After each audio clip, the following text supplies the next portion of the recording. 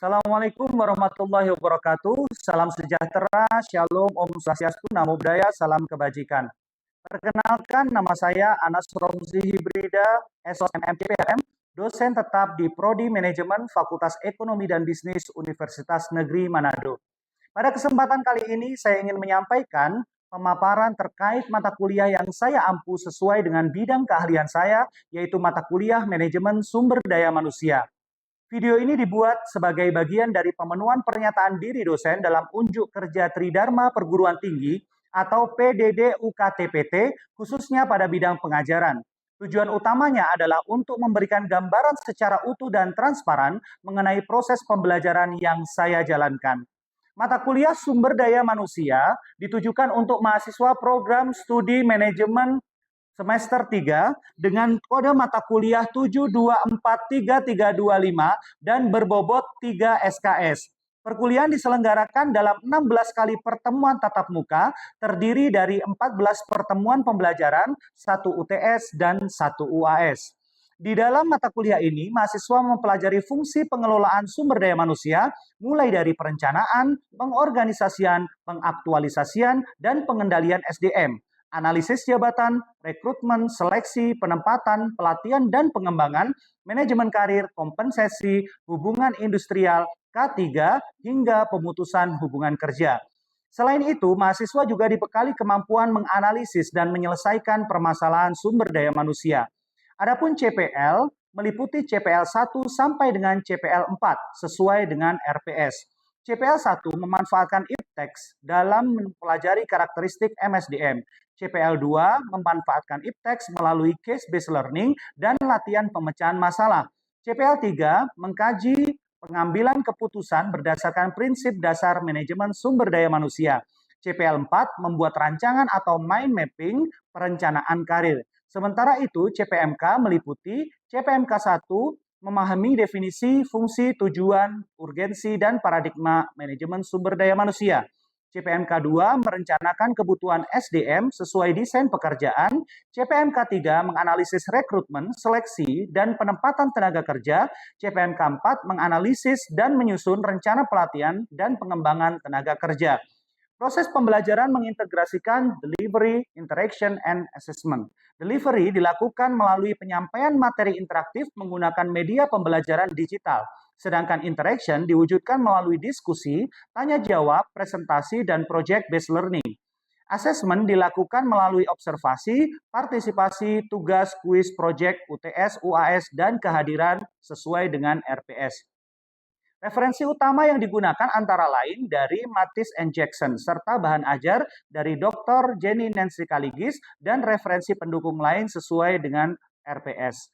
Berikut adalah video proses pembelajaran tatap muka pada mata kuliah Manajemen Sumber Daya Manusia dengan materi pertemuan ke-1, yaitu konsep dan evolusi Human Resource Management. Mari kita simak bersama. Wassalamualaikum warahmatullahi wabarakatuh. Oke, baik semuanya. Teman-teman mahasiswa, Assalamualaikum warahmatullahi wabarakatuh. Waalaikumsalam warahmatullahi wabarakatuh. Salam sejahtera untuk kita semuanya.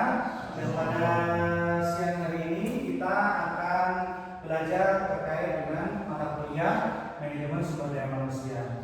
Dan pada pertemuan yang pertama kali ini, maka kita akan belajar tentang konsep dan evolusi Human Resource Management.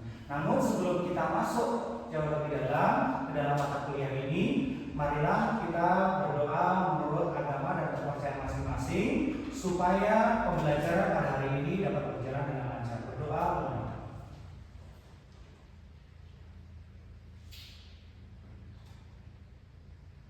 Selesai. Untuk mengetahui kehadiran dari para mahasiswa, sebelumnya akan saya absen terlebih dahulu. Siapa-siapa yang hadir dan tidak hadir. Bagi yang hadir, untuk mengatakan hadir. Oke, yang pertama, Saudari Vio Efren Talibudin. Hadir. Saudara Igede Arianga Yoga. Hadir. Saudari Aisyah Ummu. Saudari Elza. Saudari Angelika Nazara. Saudari Felicia Weranalu.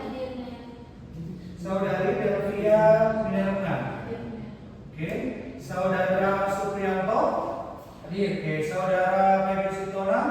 Hadirnya. Oke, baik. Ternyata hadir semuanya dan kita akan masuk pada pertemuan yang pertama, materi yang pertama dalam mata kuliah manajemen sumber daya manusia.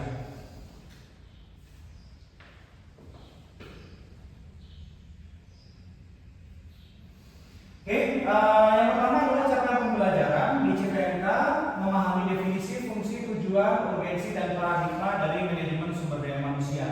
Kita harus paham juga terhadap sub CPNK-nya, yaitu memahami konsep dan evolusi Human Resource Management. Kemudian indikatornya, bagaimana nanti kita bisa mendefinisikan Human Resource Management, menjelaskan fungsi Human Resource Management, menjelaskan evolusi Human Resource Management, dan membedakan Human Resource Management dengan manajemen personalia. Baik, sebelum kita masuk lebih lanjut, ada yang sudah pernah mendengar istilah manajemen sumber daya manusia?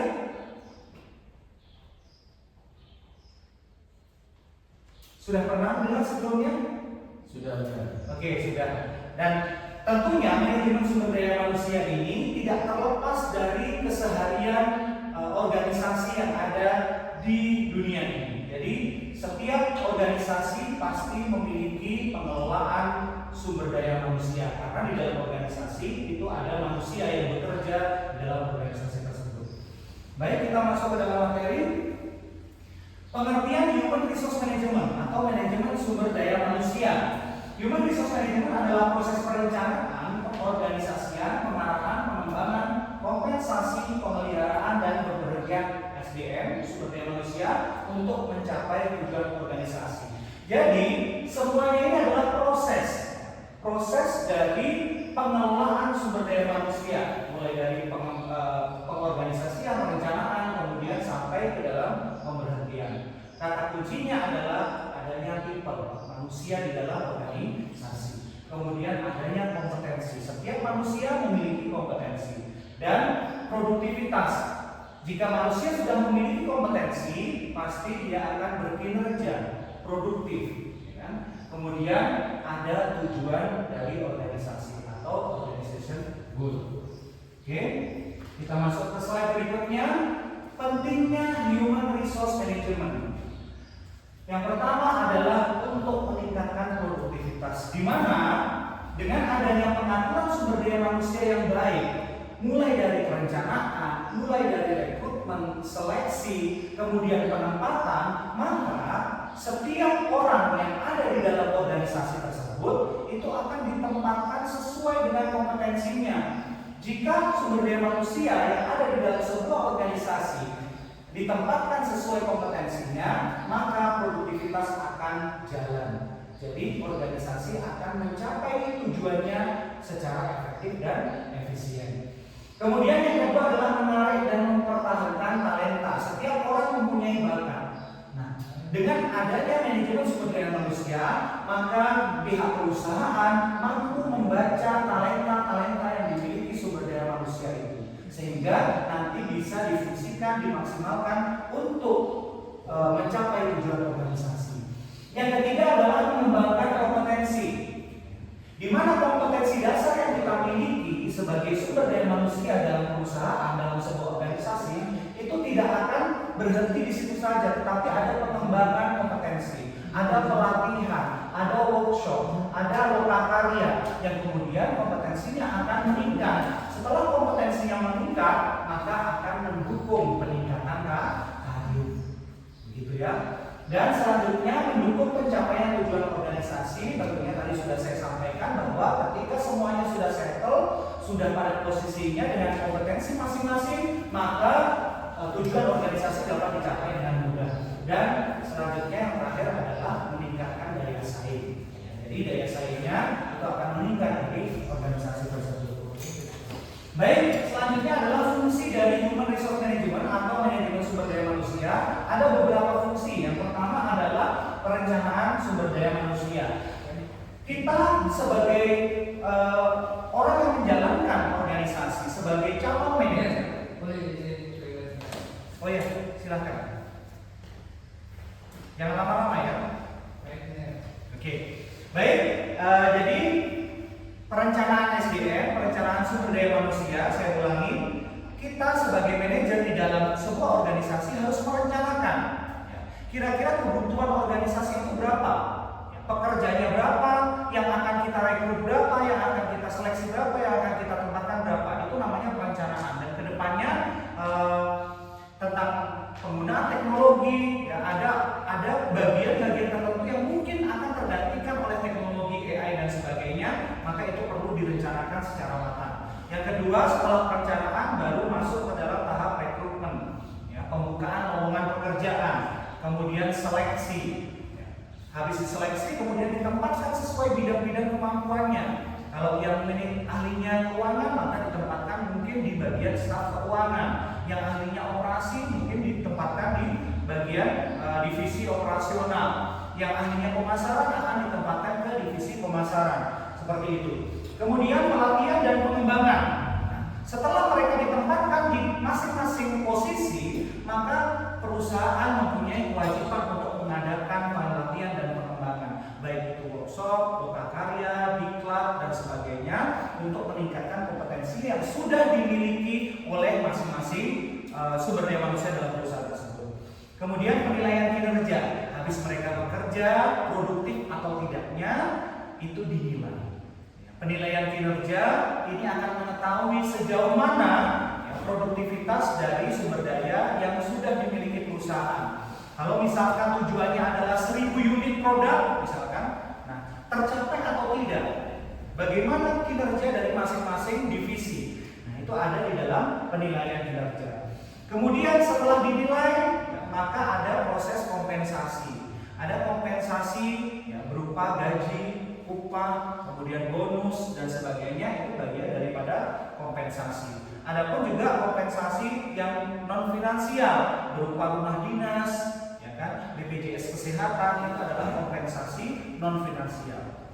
Nah, begitupun juga ada namanya hubungan industrial. Hubungan industrial itu adalah hubungan antara para pemilik kerja atau perusahaan, pemilik organisasi dengan para pekerjanya yang ada di bawahnya dengan pemerintah. Jadi hubungan industrial ini adalah hubungan ketiga pihak. Apa ketiga pihak? Yang pertama pemilik perusahaan, kemudian yang kedua karyawan atau pegawai, yang ketiga pemerintah. Jadi ini yang disebut hubungan industrial. Jadi setiap kasus dan sebagainya yang terjadi di dalam perusahaan, pemerintah turut ambil bagian untuk meredakan kasus tersebut. Itu hubungan industrial. Ya. Kemudian yang terakhir adalah PHK. Kalian tahu apa itu PHK? Pemutusan hubungan kerja. Jadi pemutusan hubungan kerja itu bisa dilakukan sepihak atau bisa dilakukan dua belah pihak, tergantung kontrak kinerja yang sudah ditandatangani oleh karyawan terhadap perusahaan. Oke, baik, kita lanjut. Evolusi human resource management atau evolusi manajemen sumber daya manusia. Apa saja? Dari yang pertama itu adalah administrasi personalia. Dahulu kala, pertama kali adanya manajemen sumber daya manusia, mereka hanya berpusat pada bagaimana mengatur manusia di dalamnya, berpusat pada person per person. Ya, jadi orang per orang. Kebutuhannya apa, administrasinya apa, cuman seperti itu. Jadi manusia itu dianggap sebuah modal atau sebuah aset yang kemudian bisa digerakkan tanpa dipedulikan kesejahteraan. Namun seiring berjalannya waktu bergeser, bagaimana kemudian konsep human relation, ya, human relation itu masuk. Bagaimana kemudian hubungan antar satu manusia dengan yang lainnya yang ada di dalam perusahaan tersebut bisa terjalin. Adanya teamwork, kerjasama dan sebagainya itu bagian daripada human relation. Ya, hubungan antar satu manusia dengan manusia yang lainnya dalam sebuah organisasi. Kemudian seiring berjalannya waktu lagi bergeser lagi menjadi human resource management. Bagaimana kemudian ada manajemen sumber daya manusia. Jadi di manajemen sumber daya manusia ini lebih kompleks lagi. Bagaimana kemudian menjadikan sumber daya manusia atau pegawai itu sebuah modal yang perlu diperhatikan kesejahteraannya, perlu diperhatikan kesehatannya, perlu diatur cara kerjanya, sistem kerjanya. Ya, itu di human resource management. Jadi tidak hanya sebagai objek saja, tetapi juga dibangkitkan untuk kemudian bergerak bersama-sama. Yang keempat adalah MSDM strategis, ya, di mana ada beberapa pokok, ya, ada beberapa isu-isu strategis yang kemudian bisa mengangkat manajemen sumber daya manusia itu. Kemudian yang kelima, yang terakhir, evolusi yang terakhir saat ini adalah digital human resources dan artificial intelligence. Tentu kita tidak bisa terpisah dengan adanya revolusi industri 4.0 yang sedang kita alami, maka artificial intelligence masuk, ya, kecerdasan buatan, sehingga kita tidak bisa memisahkan diri kita, ya, MSDM, manajemen sumber daya manusia, itu dengan penggunaan kecerdasan buatan atau artificial intelligence, sehingga perlu adanya human resource digitalisasi, ya, digital human resource, begitu. Oke. Kemudian selanjutnya adalah, nah, di Indonesia tentunya berbeda dengan sebagai negara berkembang, itu berbeda dengan negara-negara maju yang ada di luar sana. Nah, peletakan atau implementasi dari manajemen sumber daya manusia atau HRM, ya, itu antara di negara maju dengan berkembang itu sangatlah berbeda. Ada selisih, ya, implementasinya itu. Yang pertama di negara maju itu sudah menggunakan digitalisasi, ya. Mulai dari perekrutan sampai pemberian kompensasi, gaji dan sebagainya, itu semuanya masuk ke dalam satu sistem. Jadi akan ketahuan. Begitupun juga ketika proses analisis jabatan, itu akan ketahuan. Oh iya, di bagian ini butuh tambahan 1 karyawan. Oh iya, di bagian ini sudah kelebihan karyawan, maka harus dipindahkan ke divisi lain. Nah, itu semuanya diketahui dari digital human resource, ya, jadi digitalisasi MSDM. Kemudian dengan talent management. Talent management ini lebih fleksibel. Kalau misalkan saya misalkan kompetensinya adalah di bidang manajemen sumber daya manusia, saya bisa mengikuti pelatihan manajemen keuangan, maka suatu saat saya dianggap memiliki talenta manajemen keuangan dan bisa dipindah ke divisi keuangan, begitu. Nah, ini adalah talent management. Jadi fleksibilitas itu terjadi kalau di negara maju. Kemudian ada penggunaan AI atau artificial intelligence untuk rekrutmen. Nah, ini kalau negara maju seperti ini. Jadi mulai dari penggunaan Google Form atau AI yang lain untuk kemudian upload berkas, ya, pendaftaran, itu sudah menggunakan AI. Kemudian seleksi berkas, misalkan karyawan yang dibutuhkan 2, ya, ternyata pelamarnya ada 1000. Nah, maka untuk menyeleksi berkas ini harus menggunakan AI. Ini kalau negara maju. Jadi sudah tidak lagi kemudian melihat satu persatu. Kemudian kalau di Indonesia bagaimana sebagai negara berkembang? Sebagai negara berkembang tentunya masih terdapat penguatan kompetensi.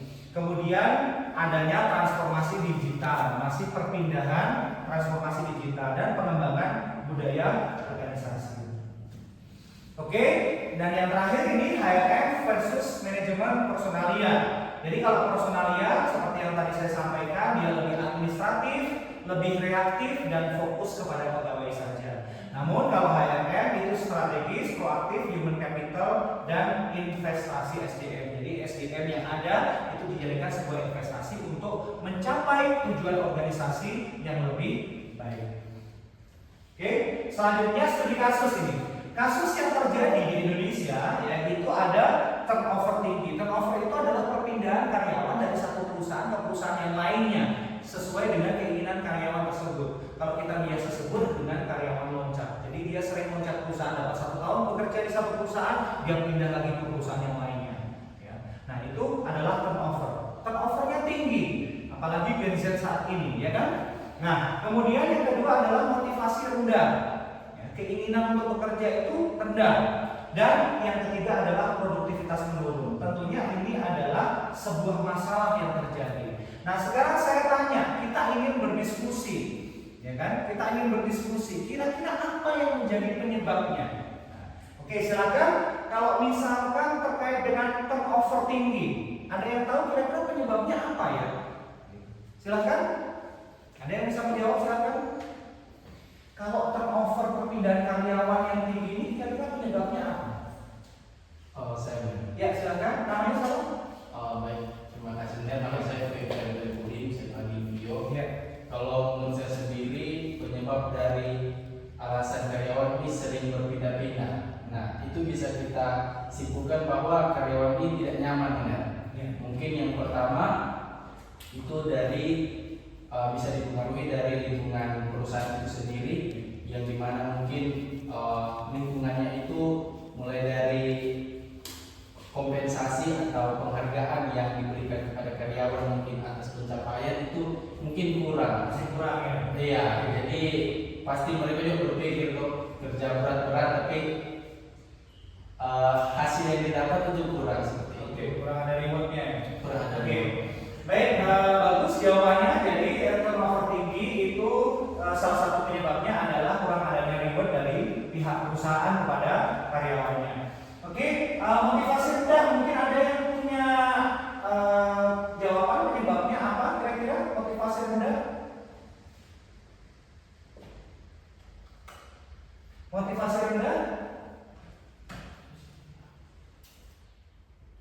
Apa? Sebelah sana? Ada yang bisa kasih jawaban? Atau mau kasih jawaban? Ya, motivasi rendah itu kenapa? Pegawai itu malas-malasan berangkat ke kantor begitu. Kira-kira apa?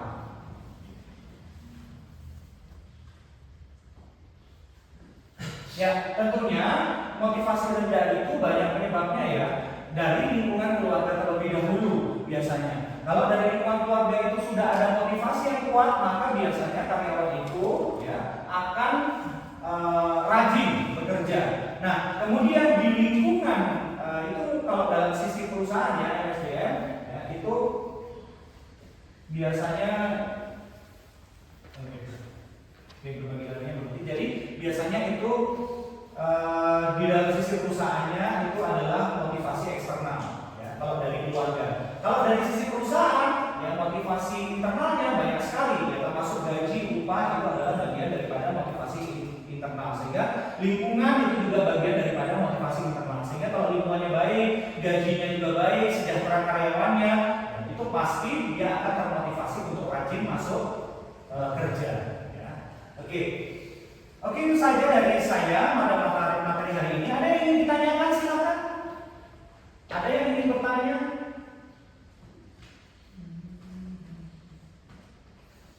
Oke, kalau tidak ada pertanyaan, maka boleh saya simpulkan penyampaian materi pada hari ini. Jadi, kesimpulannya adalah segala sesuatu urusan yang ada di dalam manajemen sumber daya manusia itu tentunya bukan hanya bersumber pada sumber daya manusia itu sendiri. Dalam artian penyebabnya itu bukan hanya pada manusia-manusia yang ada dalam organisasi, tetapi ada banyak faktor, ya, ada banyak tahapan fungsi daripada MSDM itu harus dijalankan. Kalau rekrutmennya itu sudah benar, maka seleksi dan penempatannya dan selanjutnya itu juga akan benar. Kalau perencanaannya sudah salah, maka kebelakangnya juga akan salah. Jadi fungsi daripada manajemen sumber daya manusia ini harus dijalankan secara baik. Oke, itu saja dari saya. Terima kasih atas perhatiannya.